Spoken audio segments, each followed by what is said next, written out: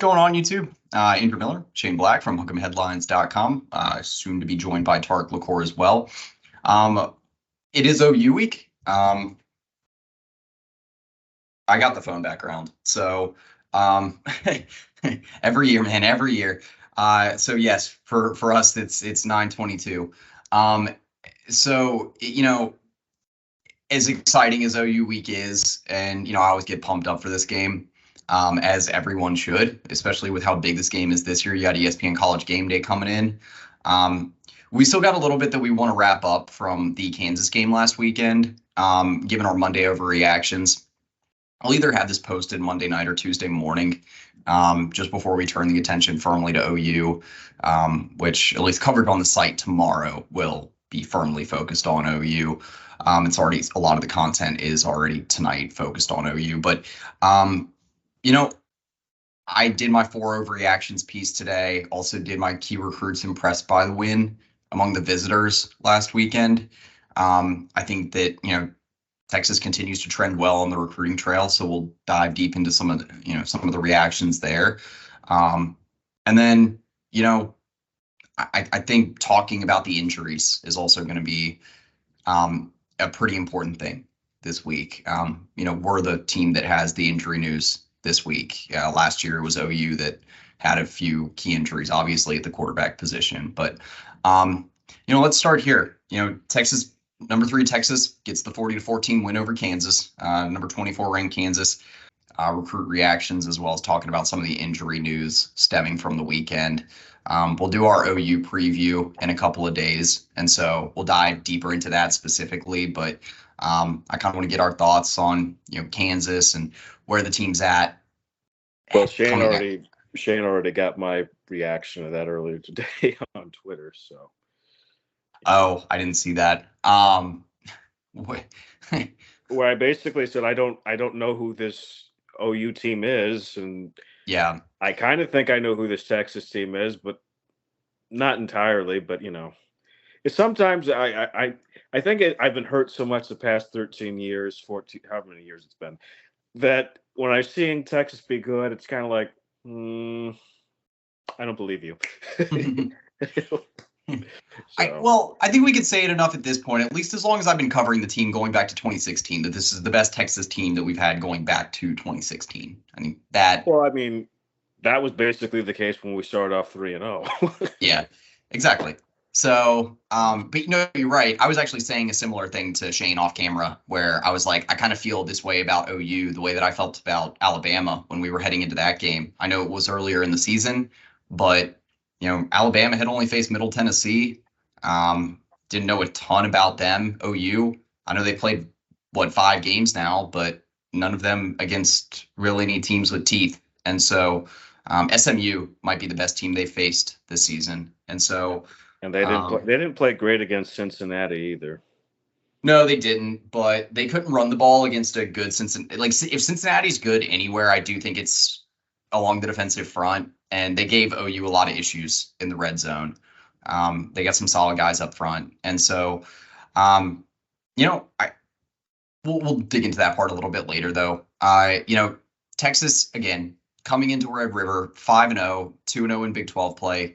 Last weekend, you get the 40-14 win over number 24 Kansas.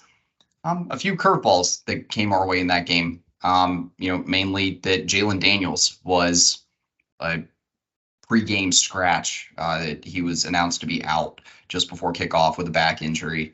I believe the same injury that kept him out week 1 against Missouri State.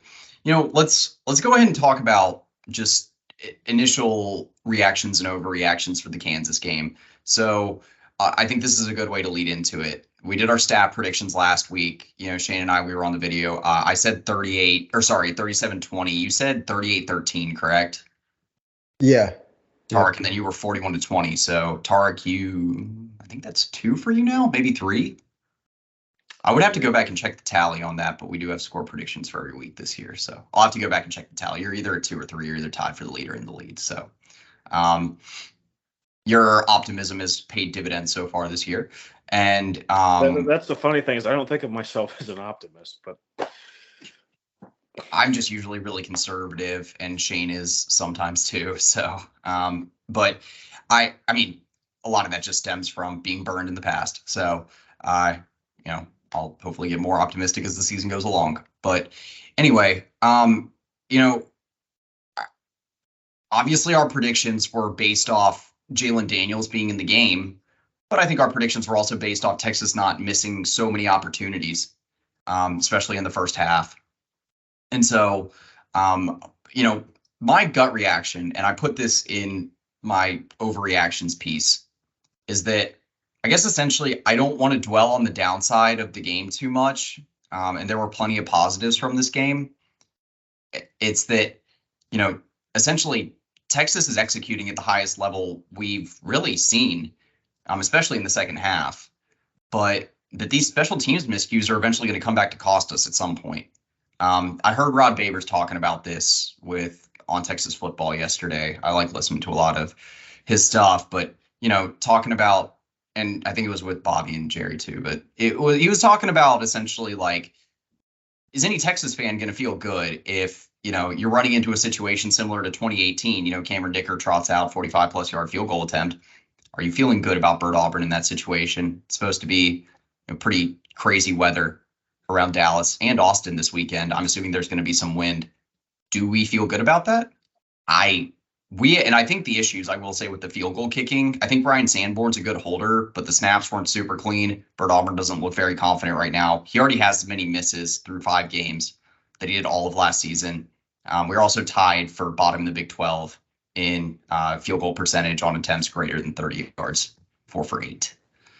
So yeah, I think to jump in it, I don't know if that was rhetoric or not, but I think that no, I would not feel confident. I think right now, if you ask Texas fans and you gave them that scenario, they would not take that. And if you gave OU fans that scenario, I think they would take that. I think that's a great sign for Texas going into that game. But no, I don't feel confident, and that means I think we're going to see more 4th down attempts. Sark is going to push the envelope, and you know, if and when Bert Auburn does step on the field, all we can do is just kind of hope and pray, I guess. There's nothing really we can do. You did mention the snaps have been a little bit of an issue. That's something that they can fix up, but in general, he just needs to get his confidence back. Now, I guess let me pivot here. Tarik, do you have anything on the special teams also before? Okay. Because you know, starting off this video talking about the special teams, right? So I did want to do that. This is an overreactions video, so I will overreact to that. This is what I put in the article, was that the special teams miscues will eventually cause Texas to lose a game. I do think that's an overreaction. I think that they will help you lose the game if the game is close.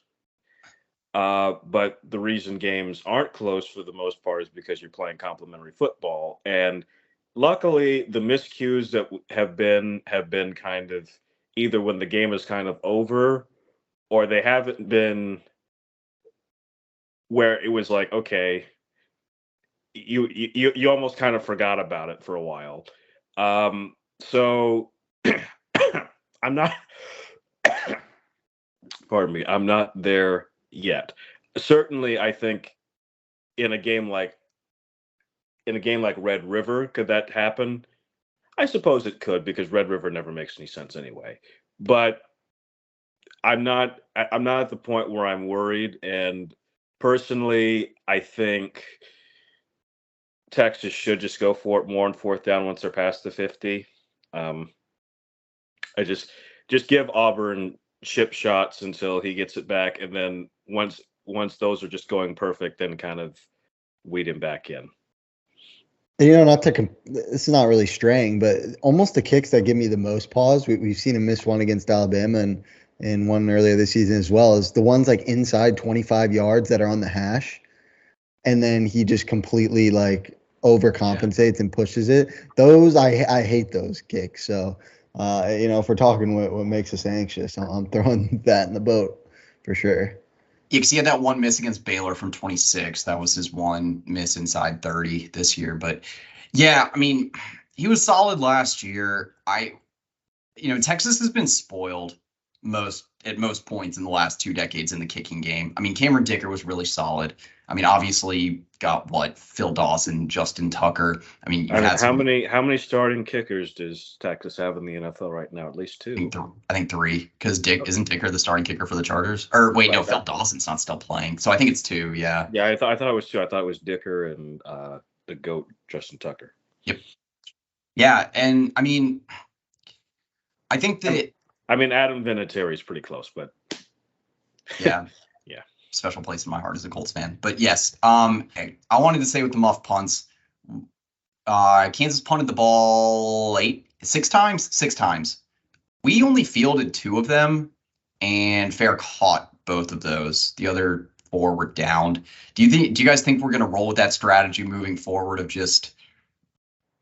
I think X was pretty frustrated with himself. You saw in a couple that he let bounce and they continued to roll out. He was not happy with that. So I think he's going to be pretty aggressive. We know he's got all the confidence in the world. So I can see him really this weekend, attacking the ball and maybe getting, very aggressive with not calling the fair catch, which also makes me nervous. I have so much confidence in the Texas offense that I would just rather, call for the fair catch or let that thing bounce. I don't want to risk any sort of turnover. Because, Tarik mentioned it, some of those muff punts that we have had haven't hurt us because 2 of them were against Baylor, but they gave the Bears the ball, I think, inside the 20 both times. So you do that against a team like Kansas or Kansas State, or not Kansas, Oklahoma or Kansas State. And yeah, you could find yourself losing a ball game because of it. Yeah. One thing I would like us to do is I don't think we've been very aggressive at attacking punts, like trying for the blocks as much this year. Oh, yeah, no, we haven't. I hope that changes. That's something I'd like to see more. Yeah. They've been really aggressive in getting after it on, the kick return game. Those guys are flying around back there. Oh, yeah. I mean, 1,000,000 miles an hour. Jade Barron and Trey Wisner. And that was Jaden Blue last weekend. Oh, that was Blue. Sorry, I saw the 23 assistant Barron. Yeah, they said Barron on the broadcast. And then I tweeted out and said Wisner because I thought it said 6. And then it was a whole thing in the Twitter thread. But anyway. Okay, so we're all wrong. But yeah, I would like to see more plays made by the special teams unit. I think the punting game's been solid. I think the coverage has been really solid. But actually returning the ball and putting points on the board has been lacking. Yeah. If do you want me to throw out a real overreaction now? Go for it. We're starting to see Quinn Ewers look like a baby Aaron Rodgers. I'll agree with you in certain sense. I don't know. I've seen the name thrown around Quince Young so much on Twitter. No. No, he looks like he looks more like Aaron Rodgers to me, kind of just the way, like the younger baby version. I think that's actually very accurate, and I didn't put the 2 together. But coming into this video, I was going to talk about how I was impressed, with Quinn's movement in the pocket, stepping up in the pocket. He has been taking off sometimes if needs to, but his arm angles have been phenomenal. And he's just really seeing the field. So that's actually a pretty apt comparison. And I mean, not apt comparison, but I think it's a solid overreaction. He does have a little bit of that Rodgers flair to him. And he's got that like kind of quiet confidence and swagger that you see too. So I don't hate that at all. I don't think he has the same thing with drugs. Well, let's not go there. I mean, the drugs that Aaron Rodgers is taking now are purely for. Oh yeah. But no, I do like the comparison. Obviously, with the arm angles, being able to just the way he's able to make those off-platform throws between the numbers is very special. However, that interception pissed me off because it was so stupid. I was like, come on. I'm like, you just threw it right. I was like, oh. His brain was ironically, the 2 worst throws of the game were both to Gunnar Helm. I was like, Yeah, it took him. I mean, I think that's not like unexpected though, that those routes that Gunnar was running that are usually drawn up for JT Sanders, that the timing on that wasn't great.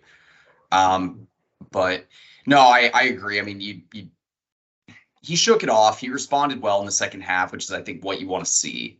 So that part of it is really nice. But this is a good transition for me because I had an overreaction of similar stature. Maybe this isn't. Maybe I just have a bunch of measured reactions.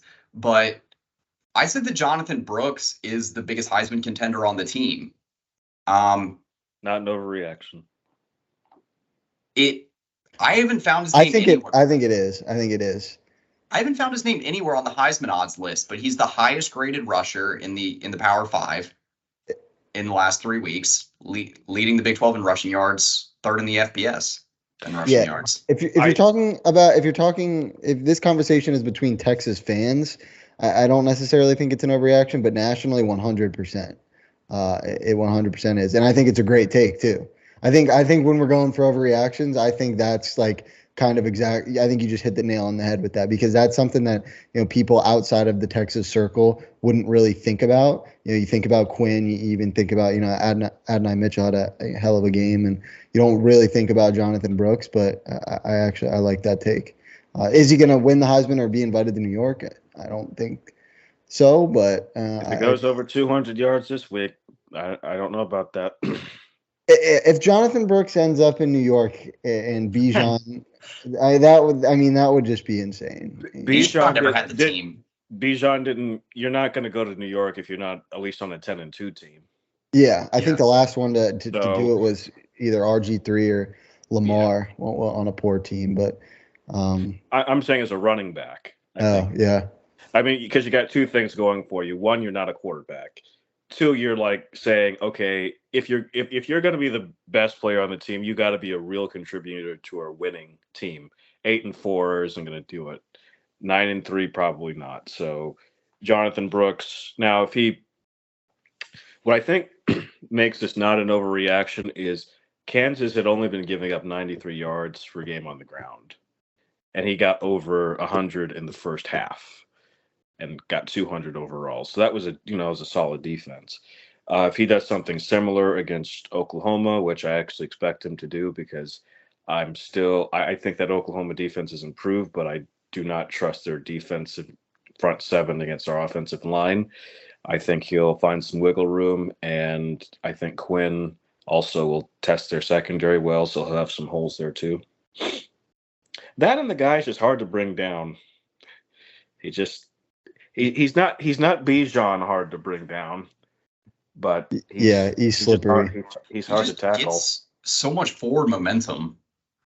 I never really see him go backward. And to your original point, Andrew, I'm looking right now on Vegas Insider, which kind of aggregates all the sites. Right now, Quinn Ewers on most boards is anywhere from 4th to 6th. And on here, it looks like there are over 150 names. Jonathan Brooks is not on the list. Denver Harris is on a couple sites at plus 50, plus 50,000. So I don't think people have caught on yet that Brooks is dominating. Is he on those lists because he's not playing for the LSU secondary right now? Yeah, and makes right. him look that good. Yeah, no kidding. I'm seeing Jackson Arnold is 10,001 some places, but yeah, no. Jonathan Brooks actually is playing. Speaking of the LSU defense, I'm speaking into existence now. If Andrew's favorite team doesn't pick it up, that team that I told him was not going to make the playoff, but he was certain was going to be the number 1 seed. If they don't pick it up, I think Harold Perkins, I think he could find his way back to the 40 acres. No way, man. What? That's I like that. I think that the overreactions to the takes are getting hotter and hotter as we go along, and I like it. Here's the thing. He's going to be going into a contract year. Mm-hmm. I don't understand how you can take a person who was that much of a force last year and make him irrelevant. Yeah. I don't know how that happened, and frankly, I don't care to know. All I know is like Perkins is going to know, like, hey, I'm a star, and I need someone who's going to make the most out of me, and PK will do that. Yeah, no, I completely agree. Watching the way that the LSU defense has used him this year has been a travesty because towards the end of last season he was probably my favorite player to watch. But that would be really, if Perkins did do that and ended up going somewhere like Texas for just 1 year before the draft, that would really show the shift in college athletics, and that would be crazy. I'd be all for it though. Yeah, I mean, we were on here saying that Evan Stewart was going to hit the portal last year, and but it wasn't for this reason though. I think that's certainly possible. But yeah, I think Jonathan Brooks right now, he's in this position where the offensive line's blocking really well, specifically along the interior. DJ Campbell's playing really well the last couple of weeks. Third highest graded offensive guard in pass blocking and fourth highest in run blocking in the Big 12 during conference play. Hayden Connor's starting to figure it out. And I mean, Kelvin Banks, Christian Jones locking it down on the edges. They're finding creative ways again to get different tight end sets and offensive linemen involved as, big tight end blockers. And I think that Jonathan Brooks, he is the guy this year. I'm fine with getting CJ Baxter a little bit more worked in, but it's clear that Brooks is the better back right now. Mm-hmm. Baxter, tremendous one-handed catch.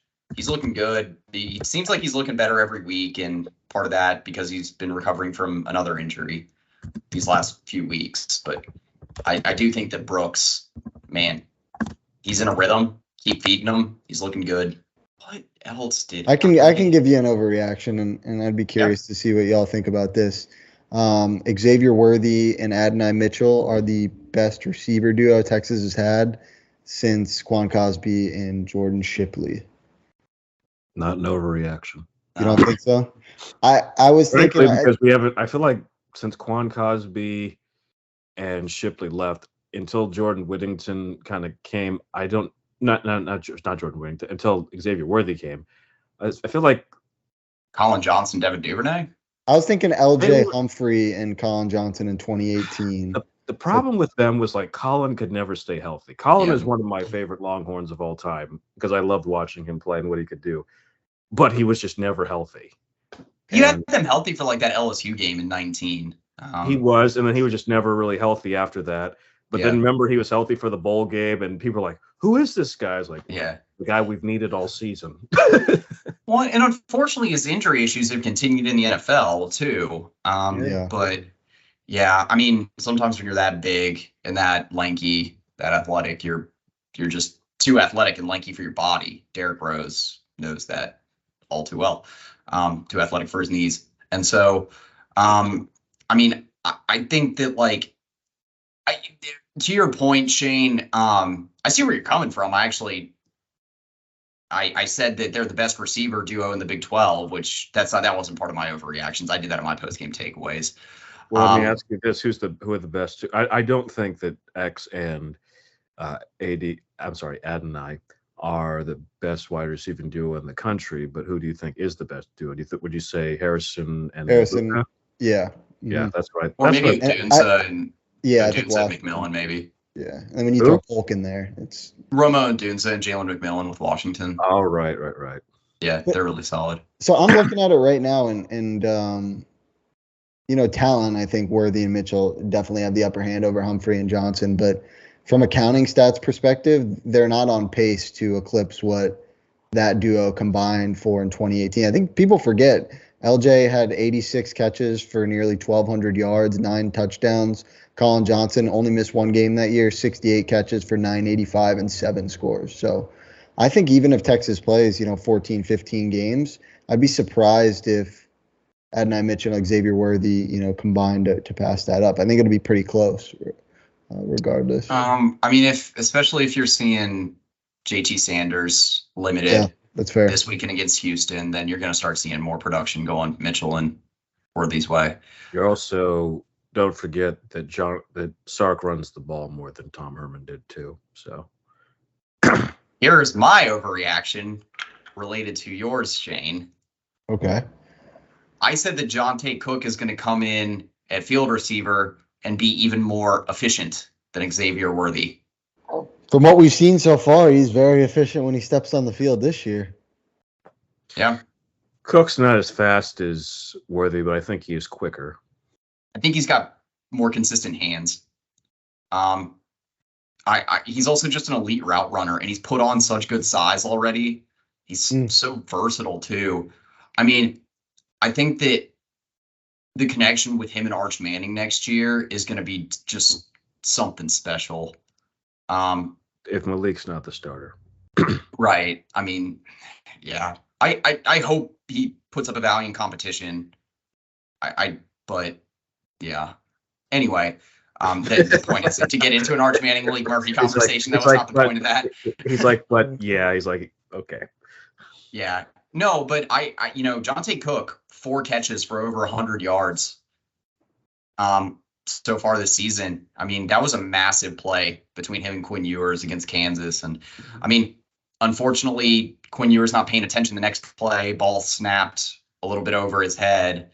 He's not looking. That sets us back. And one of those missed opportunities in the first half. But I mean, to look at the bright side there, yeah, I mean, Cook's running some nice routes. He's getting open down the seams. And again, Ewers finding, I mean, I posted on the Twitter page today. I know people have talked about it. You'd have to be under a rock right now to tell that Quinn's not throwing the ball well between the numbers. But just like his ability to find these guys down the seam, it's right on the money.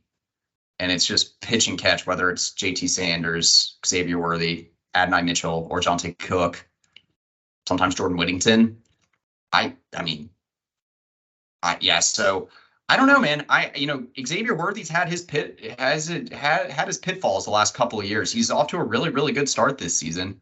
And had another good game this past weekend. But yeah, I really like Jonte. I've always liked Jonte though. Since covering him at DeSoto. So do y'all have any overreactions you want to throw out before I get to my last one? Okay. This is I don't even know how y'all are gonna think about this. I said that Kansas figured out, or pretty much set the blueprint, is the point I was trying to get across. Set the blueprint for how to contain Texas's pass rush for the rest of the season. Now, what I think the reality of the situation is that Kansas, yes, Texas didn't have any sacks in the game for the first time this season. They still, do y'all know what the pressure rate was? 60%. Wow. So their best pressure rate on the season and no sacks. It almost sounds like a stat you would hear from us last year. Didn't seem like we were being really exotic with blitzes or anything, though. No, I mean, you started to see like Ethan Burke and Barron Sorrell kind of over pursue on their angles, but that was kind of on purpose, during the second and third quarter to try to contain the option. I think that was a big reason why. Also, Jason Bean's just a hard quarterback to bring down. And I said it before, Kansas has been protecting the quarterback really well. I don't think it's because they have the most talented offensive line in the Big 12. I just think that, they've got some dual threat guys and an experienced offensive line that's big enough to figure out how to hold up because they have so many other ways that they can throw off a defense with their pre-snap motion and option plays. They have so many ways that they can keep you off balance that I think that did enough to where Texas got close to getting to the quarterback, but didn't bring them down. And so the question heading into OU is, can someone that's as elusive as Dylan Gabriel, Jason Bean, I think, is faster than Dylan Gabriel. I think Jalen Daniels is too. But, Dylan Gabriel can evade the pocket and throw on the run. OU's offensive line is held up better than most in the Big 12 this year. I think in terms of pressure rate allowed, they're like second best. I think Texas has actually allowed the lowest pressure rate of any Big 12 offensive line this year in pass pro. So, Kansas, yeah, they stifled the Texas pass rush 1 week after they got like 10 pressures and 5 sacks on Baylor. So I'm sorry, but Baylor wasn't. Yeah, I know. It was just like Jet Bush was looking like he was Dallas Turner that week. So what does that tell you? As far as did they set the? What they have to do is what's true of anyone, which is get the ball out quick and kind of move in the pocket that way. Dylan Gabriel's not as fast as Jason Bean, and he's just a better thrower when he can set his feet and do things. He's not the kind of off angle kind of quarterback like Quinn Ewers is, or some of these other elite throwers. And also Levy's scheme is really simple. So with really quick reads. So that's what they're going to do. I mean, it's what Levy's always done. So yeah, I mean, I don't expect Texas to have a bunch of sacks against OU. That said, if they keep doing those quick type of schemes and you have Catalan and Barron, you're not going to have much of a chance to block those guys. So good luck. And even Keaton Crawford, his problem hasn't been covering the quick stuff and underneath stuff. His problem has been following the developing route concepts. So even he, I think, will do better against an OU offense that is running, like you said, a bunch of, a lot of things like quick outs, quick stuff across the middle, basically getting the ball out within 2.5, 3 seconds, quick 3-step drops, that sort of thing. Yeah, and this is the kind of offense that PK usually does well against, those spread offenses. Yeah, he does really well containing those. And he and he's really looking forward to this one. So one thing I think you learned in this game was something that Snack said the first year that PK was here, that PK is a quiet genius, just the kind of adjustments he can make. Because it was just kind of amazing how like they made that one option play, which was crazy because they fumbled a Catalan and got that. And then basically they couldn't run that play anymore. It just, right. He just said, okay. He's like, all right, I'm going to take this away, do something else. They're like, I got nothing. So then the game was over at that point. Yeah. I mean, who would have thought? I've never, even in blowout games, I've never seen a game where a team didn't convert a third down. And this was a high success. Down. This was a high success third down team. And they didn't convert one third down. Even when they had 3rd and 1, they didn't convert it. Mm-hmm. Now, I don't expect them to be that good against OU. I think OU is a more solid, balanced team than that. But the point is, PK can take away your best move and your second best move. So you better have a 3rd and 4th move. Yeah. And he's just, I don't, Sark is always, given, everyone thinks he's a genius, and he is, but PK, that guy is just so incredible. It's like, never let that man leave the 40 acres. I agree. I mean, yeah, this is why this is important. So if you look at USC, a team that doesn't believe in defense, they've had these like coordinators who like the game passes them by, like they had Clancy Pendergast for a while, who was a good coordinator. And then they had all these like Alex Grinch and these speed defense things. But, and obviously they hired Todd Orlando. Well, we don't need to get into that. But like PK has been around a long, long time, and he's still able to figure out these new offenses and still being able to shut them down. He's like gone from an era where like the spread was like the new thing on the block to now you have these these veer and shoots and all these different like variations of it. It doesn't seem to matter. He just knows the counter. It's pretty amazing. That was a great hire by Sark. Yeah, and he's had the time to get the depth and the proper evaluated personnel in place to where you can rotate guys, get the right matchups in place. So he's got more chess pieces to make it happen now. I'm ready to move on now. Do y'all have any other overreactions you wanted to pitch before we get on to talking about some of the injuries? The not fun part of the video. But I feel like we need to discuss it to some extent. That Texas has 2 significant injuries they're dealing with. You also have Cole Hudson and Chris Ross that are still out. I did an article just now on the site just before we started recording about injury updates, all the information I could gather today. We'll start with Ryan Watts. So do y'all remember? I think they mentioned it on the broadcast what Watts had specifically hurt. I know it was a lower body injury. Was it a knee? Something in the leg, something like that. I thought they classified it as a leg injury, which obviously doesn't help. In terms it might have been like a calf strain or something like that.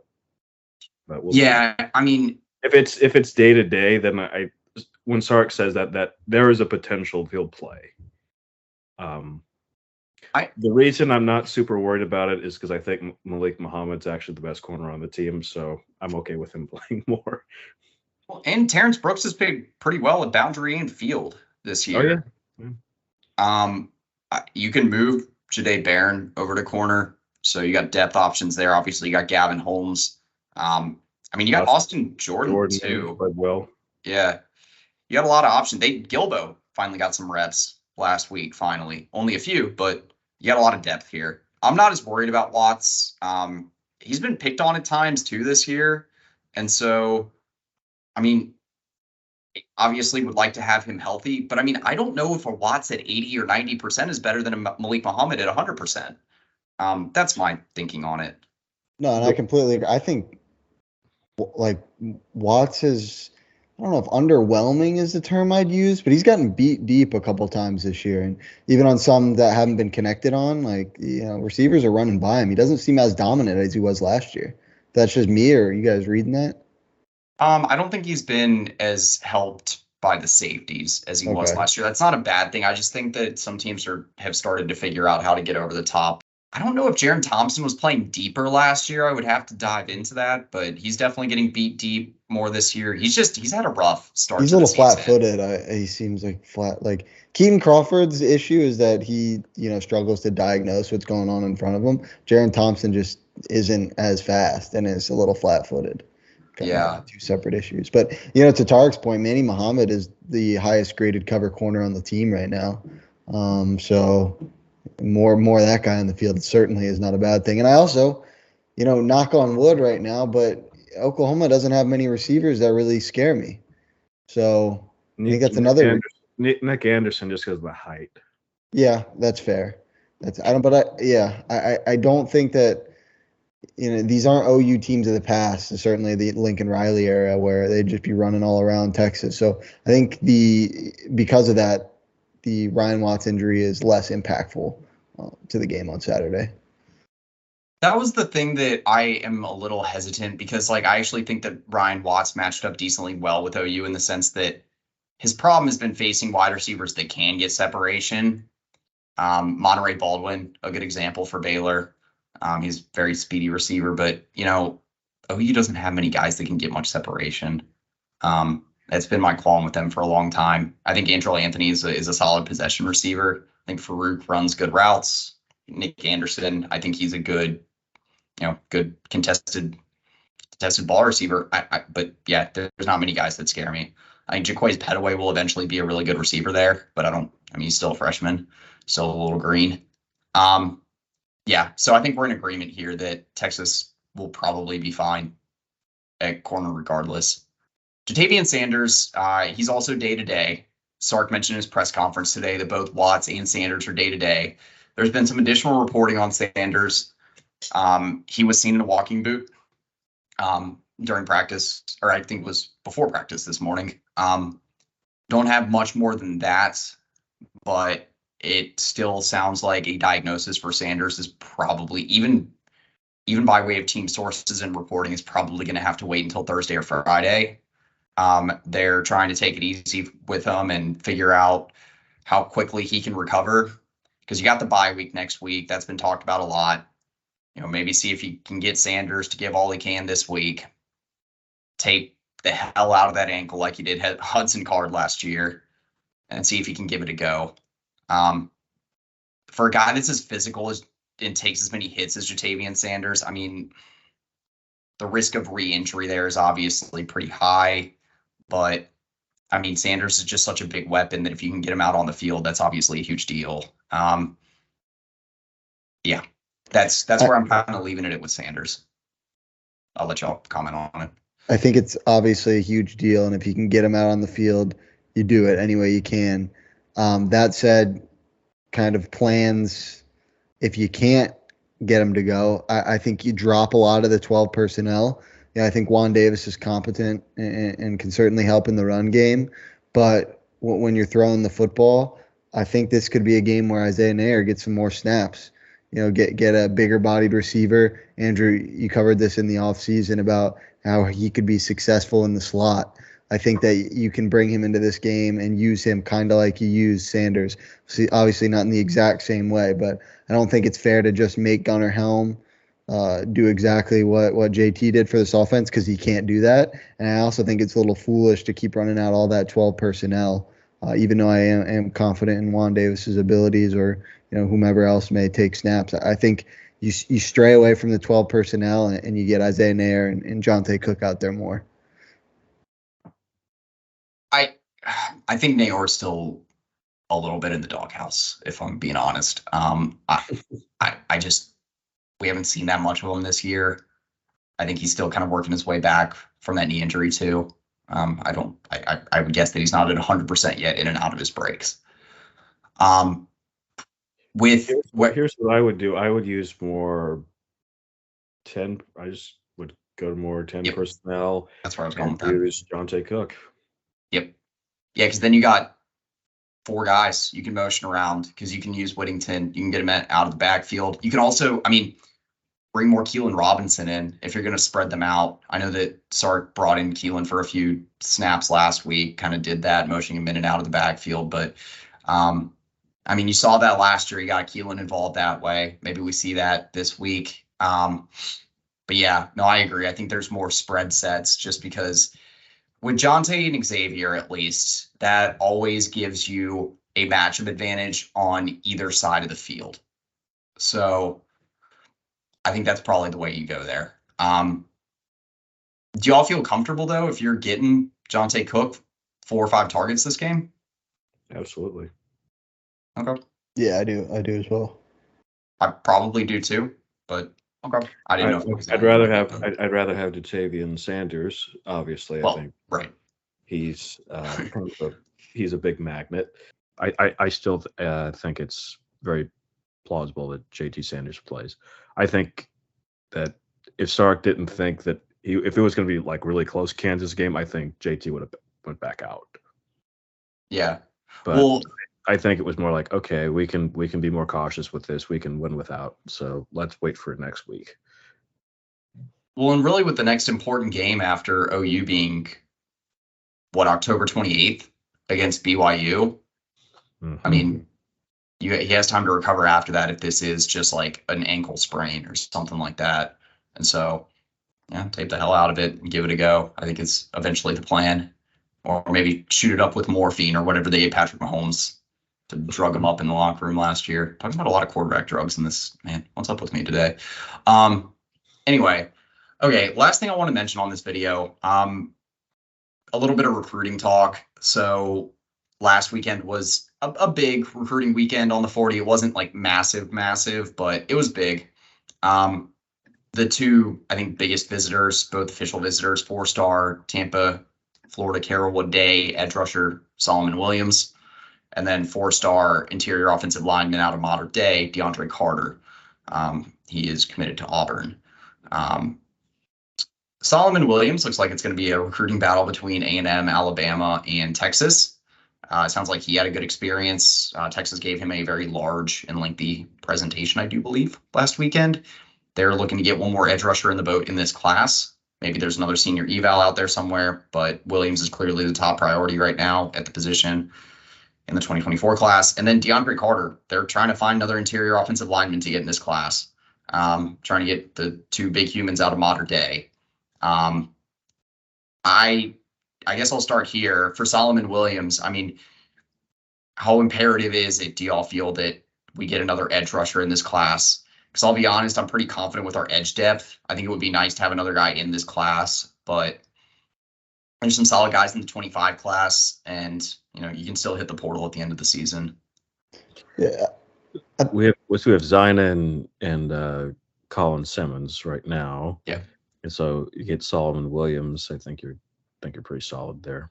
And I think I don't think Baron Sorrell's going anywhere. I think he's going to stay another year. Same.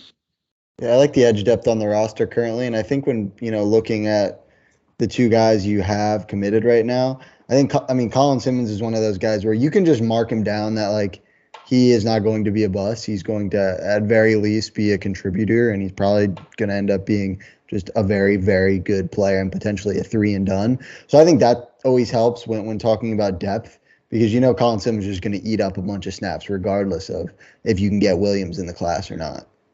Yeah, no, that's true. And I mean, yeah. And then for DeAndre Carter, I think he's a little bit more important because I really like his potential. And I do think while DJ Campbell's probably going to be a starter for another 3 years at offensive guard, Hayden Connor's a junior, and I already think they're trying to find more of a long-term solution there. DeAndre Carter, I think, is a really important recruit for them in this class. We're trying to beat Auburn right now, it seems like, with the pitch of player development and relationships, whereas Auburn is more just saying, hey, you are better than the guys we have right now, so you can play immediately. Kind of hard to beat that one. He's also the only, I believe I read somewhere, is the only offensive line recruit in Auburn's class right now. So that's going to be tough to snag him away from them. I'm still of the mindset that Flood can stick with him, and I guess this is my conjecture here, is that it sounds like the initial reporting is that Carter is, going to give it a week or two to let this settle in and see what his decision is. But I don't doubt that Texas sticks with him through the whistle. Like that is gonna just go at it until, the clock hits 0 on December 20th. And so I think that Texas could end up winning this one out, but I think that's an important one to get to. A couple other important notes. There was talk of 5-star Waco Connolly cornerback Kobe Black making it in last weekend. I don't believe he made it in for the visit. And then 5-star Duncanville wide receiver DeCorian Moore did not make it in.